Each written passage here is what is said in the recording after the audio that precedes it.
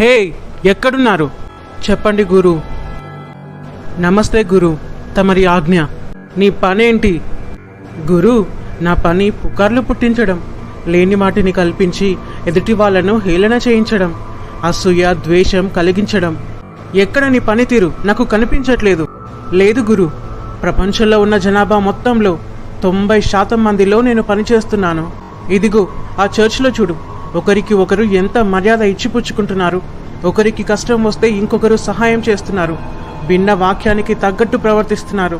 ఒక సంఘంలా కాదు, ఒక ఇంటి వారిగా ఉంటున్నారు. ఇలా ఎందుకు జరుగుతుంది? నేను అది చూసి తట్టుకోలేకపోతున్నాను.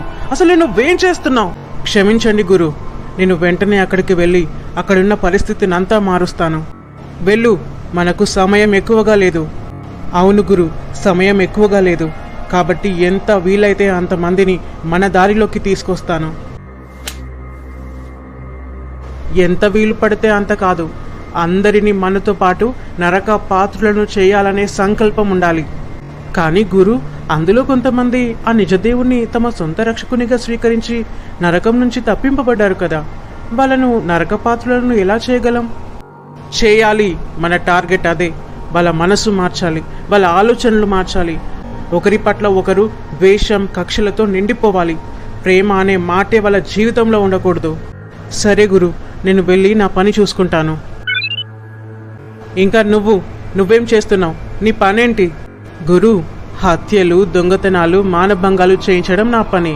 మరి అవి జరుగుతున్నాయా? అవును గురు, రోజులో 80 నుంచి 90 హత్యలు, 200 నుంచి 300 వరకు దొంగతనాలు, కిడ్నాపులు, 100కు పైగా మానభంగాలు జరిగేలా చూసుకుంటున్నాను.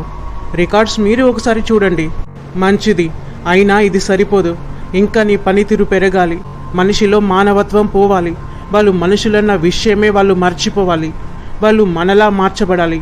మనతో పాటు ఆ నరకానికి రావాలి. సరే గురు, నా పనితీరు ఇంకా చూపిస్తాను. ఇంకా